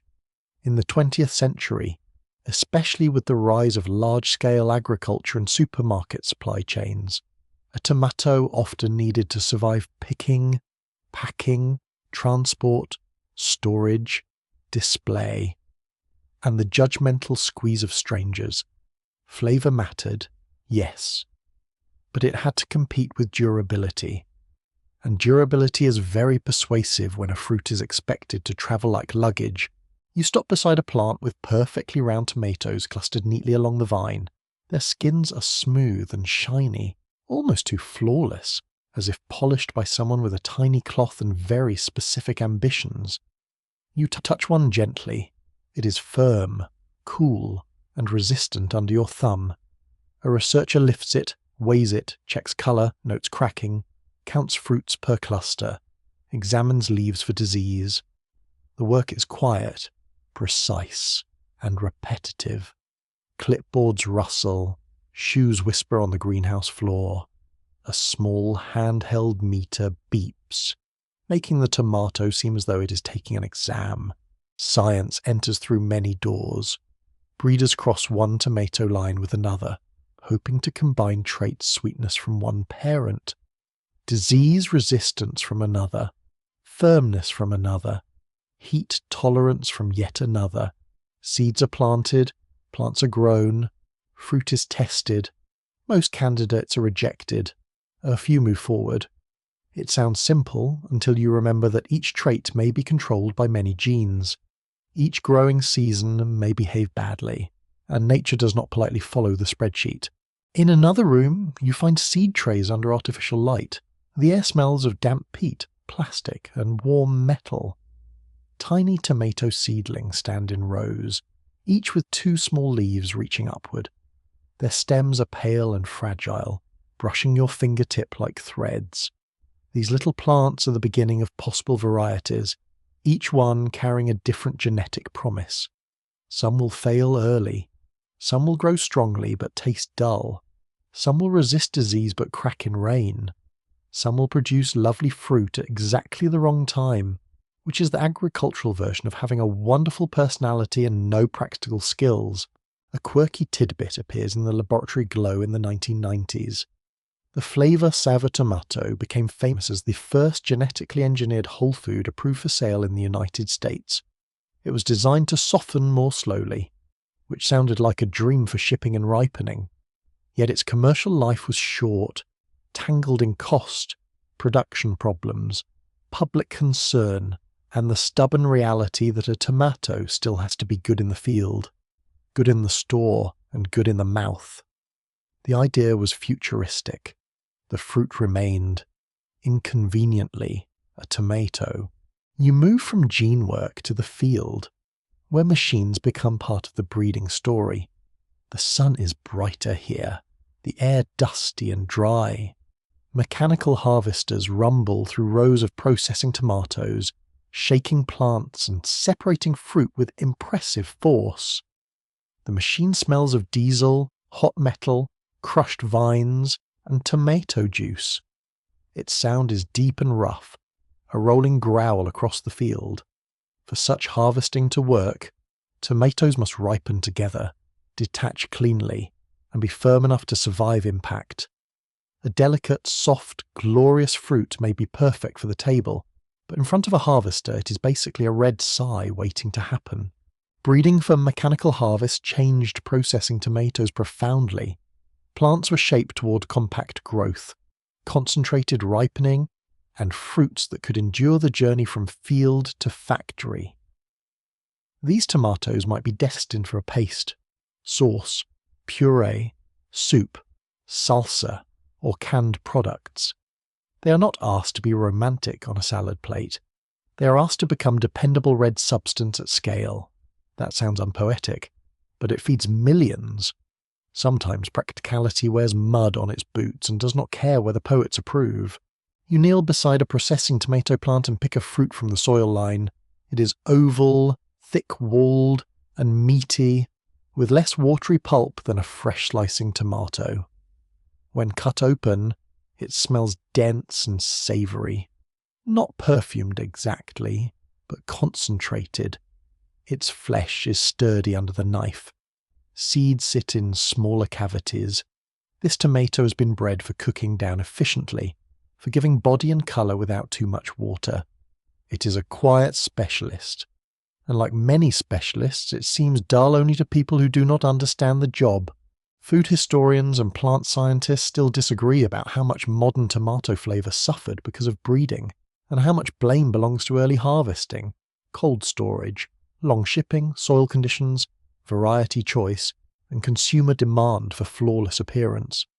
The debate matters because flavour is not one thing.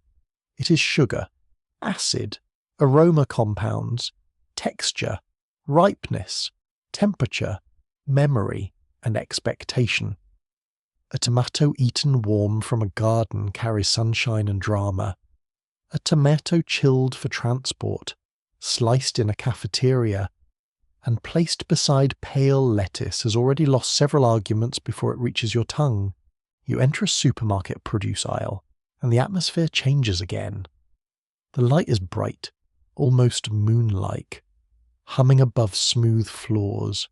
The air smells faintly of cardboard, misting water, waxed cucumbers, and cold metal shelving. Tomatoes are arranged in tidy piles round red slices, grape tomatoes in plastic boxes, cherry tomatoes like candy beads, heirlooms with dramatic folds, Roma tomatoes in neat rows, vine clusters still attached for a rustic feeling carefully organised by retail logic. A misting machine sighs over greens nearby, giving everything the illusion of a refreshing rainforest, if rainforests had price labels. You pick up a standard red tomato. It is attractive, uniform, and calm. Its skin is taut. Its colour is even. It has travelled well. But you wonder what it will taste like. Breeding can create beauty and reliability, yet taste may slip into the background when shoppers reward colour and shape before flavour. Supermarkets teach tomatoes to look ripe, even when their inner life is less exciting. This is not villainy. It is a system of incentives wearing a produce apron. Then you lift a small cherry tomato from a container. It gives off a sweeter smell, and when you taste it, the skin pops lightly between your teeth. Juice spreads bright and sugary, with enough acid to keep it lively. Cherry and grape tomatoes often became popular, partly because they could deliver more consistent sweetness and convenience. They are snackable, sturdy, and cheerful. They also let adults pretend they are eating candy for health reasons, which is one of civilization's nicer compromises. In a test kitchen, panels of tasters sit with coded tomato samples. The room is quiet except for the clink of small plates and the scratch of pencils. Each sample is judged for sweetness, acidity, aroma, skin toughness, juiciness, mealiness, and overall liking. You bite into one piece and notice how texture changes everything. A tomato can have decent flavour, but if the flesh feels woolly, the mouth loses interest. Another can be firm but aromatic, another sweet but flat, another beautifully acidic but thin. The perfect tomato is not a single target. It is a negotiation between plant, climate, culture, use, and appetite. Greenhouse growers add another layer. In controlled environments, tomatoes can be grown hydroponically, fed through nutrient solutions, trained vertically, pollinated with bees or vibration, and harvested across longer seasons. You stand under glass as bumblebees move from flower to flower, their low buzzing soft and sleepy in the humid air. Leaves brush your arm. Twine feels rough between your fingers.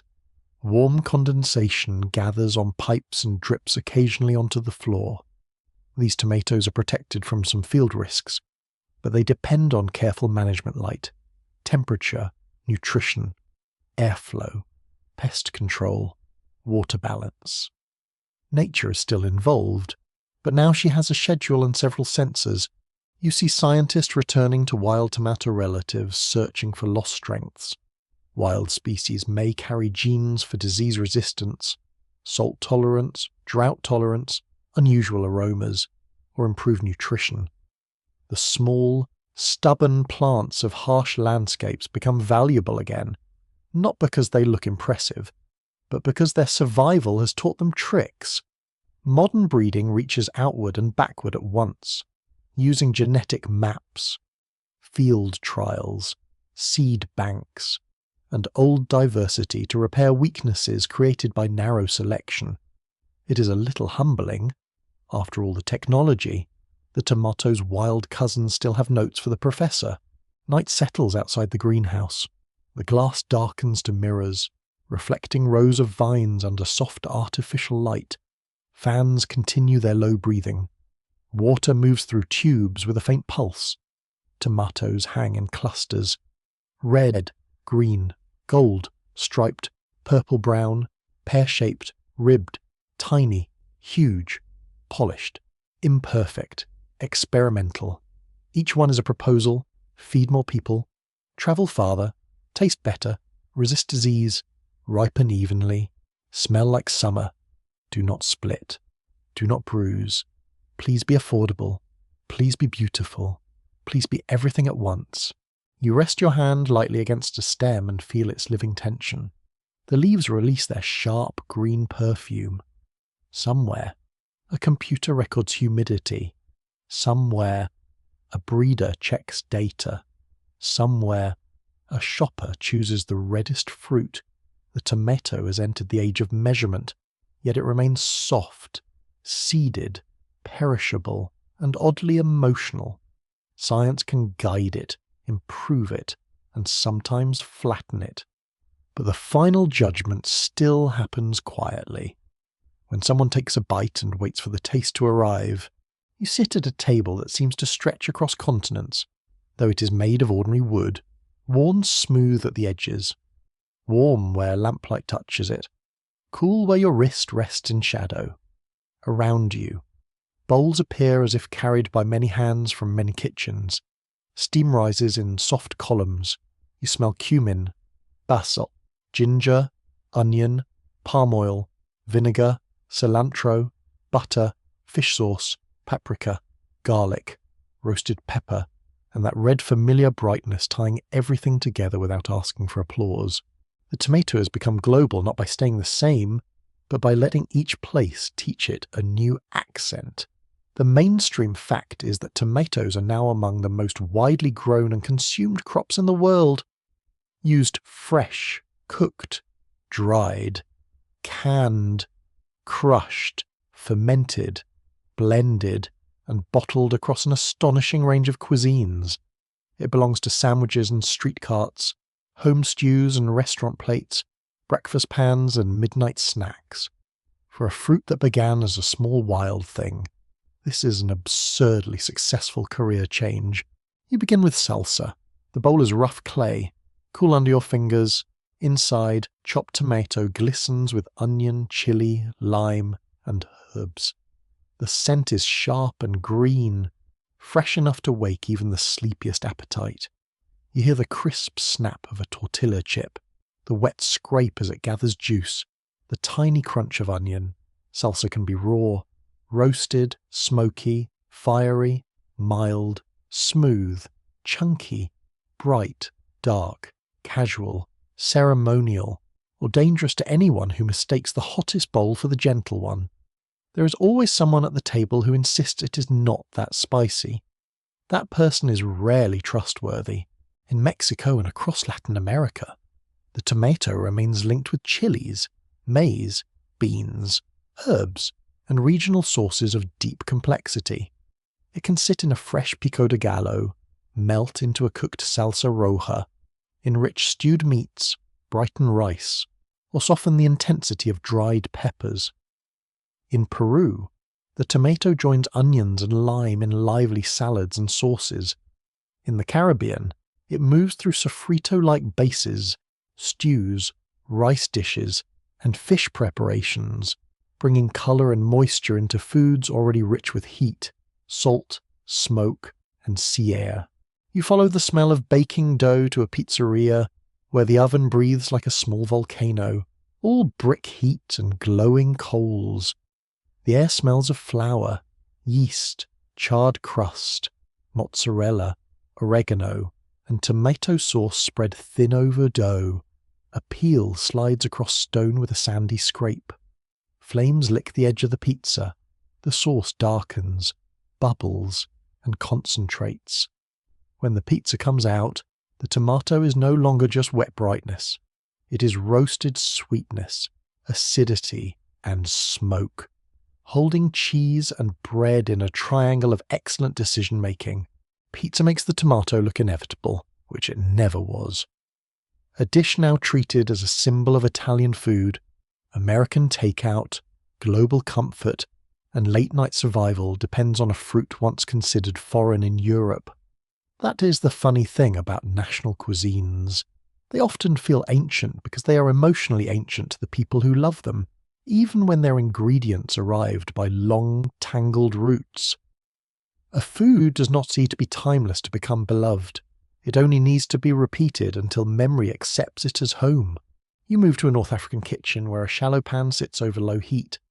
Tomatoes simmer with peppers, onions, cumin, paprika, garlic, and olive oil. Eggs are cracked into little hollows, their whites turning cloudy, their yolks glowing like soft suns. Bread waits nearby, torn by hand. The atmosphere is warm and close, full of spice and steam. A spoon taps the pan. Someone laughs quietly. Shakshuka, in its many forms and disputed stories, shows how the tomato can become a morning food, a shared dish, a red place to rest an egg and a piece of bread. Across the Middle East, tomatoes enter salads, grilled dishes, rice, stews, soups, and sauces. They may be chopped with cucumber and herbs, cooked with lamb, folded into bulgur, dried under the sun, or concentrated into pastes used to deepen colour and flavour. Tomato paste becomes a quiet powerhouse in many kitchens. A spoonful stains oil red, wakes onions, strengthens broth, and gives body to foods that might otherwise taste thin. It sits in tins and jars, modest and intense, like a tiny brick of summer with very strong opinions. A scholarly uncertainty drifts gently through the steam. Historians still debate whether the tomato's worldwide success is best explained by colonial movement, agricultural convenience, culinary compatibility, industrial preservation, or the emotional power of bright acidity in everyday food. The honest answer may be all of them. Braided together, plants travel through politics and trade, but they stay because cooks keep reaching for them. A crop may arrive by empire, yet become local through hands that wash it, cut it, season it, and serve it to children who grow up thinking it has always belonged. You step into a West African market where the afternoon sun presses down on corrugated roofs and woven awnings. The air is thick with charcoal smoke, fried dough, dried fish, red pepper, onions, and ripe tomatoes stacked in baskets like small lanterns. Vendors call across narrow paths, plastic bowls clatter, a radio murmurs under the noise. Your fingers brush tomato skins warmed by the day, some firm, some soft, some split and fragrant. Here, tomato joins pepper and onion in powerful cooking bases that become stews, soups, and rice dishes full of depth. In a pot of jollof rice, tomato becomes both colour and foundation. Oil shimmers, onions soften, pepper and tomato blend into a red sauce that fries down until the raw sharpness disappears and the flavour turns deeper, almost smoky. Rice enters and slowly drinks the sauce. Steam rises, carrying chili, bay leaf, stock, and sweetness from the tomato. The grains turn orange-red, separate and fragrant. Every region and household has opinions. Naturally. Food that inspires peaceful agreement has rarely achieved greatness.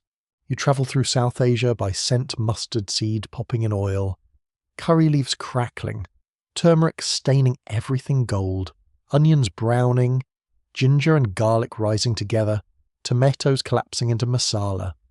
The tomato's not the only souring ingredient, but it becomes a beloved helper in countless dishes. It melts into lentils, chicken curries, vegetable stews, chutneys, and street snacks. Its acidity lifts spice and fat. Its pulp gives body. Its colour tells the eye that warmth is coming. You touch the side of a metal pot and feel heat through the handle cloth, while the sauce bubbles in thick, patient sighs. In Southeast Asia, tomatoes can be bright, sour, and playful. They appear in soups with fish, in salads with herbs, in stir-fries, in sweet sour sauces, and in dishes where heat, acid, sugar, salt, and fermented depth meet in quick conversation. A tomato can be sliced beside grilled meat, crushed into chili pastes, cooked with seafood, or added to broths that smell of lemongrass, lime leaf, tamarind, and smoke. It does not dominate. It dances in the middle, red and slippery, pleased to be useful. East Asian kitchens give the tomato forms both simple and deeply comforting. You watch tomatoes stir-fried with eggs, the pan hissing as red juice meets soft yellow curds. The dish smells mild and sweet, with steam fogging the window. You taste noodle soup where tomato gives the broth a tender acidity. You see it tucked into hot pots, mixed into sauces, served raw with sugar in some places, or cooked into home dishes that feel modern yet familiar. The tomato adapts to soy, scallion, sesame, ginger, rice, noodles, and broth, slipping into the grammar of everyday meals. A quirky tidbit lands on the table with legal dignity in the United States. The tomato was famously treated as a vegetable for tariff purposes in the 19th century, even though botanically it is a fruit. The reasoning was based on how people commonly used it at meals, not how a botanist would describe its seed-bearing structure. So the tomato became a fruit in science, a vegetable in court, and a sauce in the kitchen. Few foods have managed such a complicated identity while still looking harmless in a salad. You wander into a diner where a glass ketchup bottle sits beside salt, pepper, and napkins. The bottle is cool and smooth in your hand. You tap the bottom, then tap again, because ketchup enjoys making humans negotiate. It finally slides out in a glossy red ribbon, smelling of vinegar, sugar, spice, and cooked tomato. It joins fries, burgers, eggs, meatloaf, pies, noodles, and snacks in different places, sometimes beloved, sometimes mocked, always present. Condiments are small flags of taste, and ketchup has planted itself on tables almost everywhere. Fresh tomatoes offer another kind of intimacy. You stand in a garden at noon and pick one warm from the vine. The skin is taut, the flesh heavy, the scent green and sunlit. You cut it with a small knife. Juice runs over the blade. Salt falls in bright grains. The first bite is soft, wet, sweet, acidic, and a little earthy. It tastes less like an ingredient than a weather report from summer. No factory, recipe, or cuisine can fully replace that direct moment, fruit to hand to mouth. Yet even the simplest tomato carries many worlds inside it. Seeds, farmers, cooks, migrants, markets, recipes, arguments, festivals, labels, fields, gardens, and family tables all gather in its red flesh. People fight cheerfully over whose sauce is proper, whose salsa is real, whose stew has the correct pepper, whose pizza deserves respect, whose rice has the true colour. The tomato listens to all of this with admirable calm, then continues making food better. Night gathers around the long table. Bowls empty slowly. Spoons rest against plates. The air is warm with spice, bread, steam, and satisfaction. Your fingertips smell faintly of tomato leaf and garlic. somewhere. A pot lid settles with a soft metallic click. Somewhere else. A vendor folds a cloth over the last basket of fruit. The tomato has become local in thousands of ways, not by erasing difference, but by giving difference something red, bright, and generous to work with. You breathe in the mingled aromas one last time, and the world feels wide, fed, and quietly glowing. You stand in a quiet kitchen at dusk, where the day has loosened its grip and the windows hold a soft blue reflection of the evening sky. The counter is clean except for a wooden board, a small knife, a bowl, a folded towel, and 3 tomatoes resting close together like little red moons. The refrigerator hums in the background. A spoon settles in the sink with a faint click. Outside, traffic murmurs at a distance, softened by walls and curtains until it becomes less like noise and more like weather. You pick up one tomato and feel its weight settle into your palm. It is smooth, cool, and faintly tender at the shoulder. Its skin gives slightly under your thumb, not too much, just enough to prove it is ready. You lift it closer and breathe in. The scent is subtle at first, then clear green stem, warm fruit, rain on leaves, a trace of sweetness hiding beneath that sharp tomato brightness. It is an ordinary smell, and that is exactly why it is powerful. Ordinary things carry the most history because they are touched so often. The mainstream fact at the centre of this kitchen is simple tomatoes now exist in nearly every form of everyday food, from fresh slices and cherry tomato snacks to canned tomatoes, paste, ketchup, sauces, soups, juices, powders, and frozen meals. They are grown on huge farms, in glass greenhouses, on balconies, in community gardens, in backyard beds, and in pots balanced hopefully on windowsills. Some feed cities, some feed families, some feed one person who planted too many seedlings and now quietly panics every August. The tomato has become both industrial and intimate. You place the tomato on the cutting board. The board is dry and faintly rough, marked by years of knives. When the blade enters the fruit, the skin resists for one tiny moment, then opens with a wet hush. Seeds and juice spill out, shining under the kitchen light. The smell brightens immediately. You hear the soft tap of the knife against wood as you slice. Each piece falls aside, red flesh, pale seed pockets, thin skin catching the glow. It is easy to forget that this simple act gathers centuries into one movement of the hand. A modern kitchen is a museum that refuses to be quiet.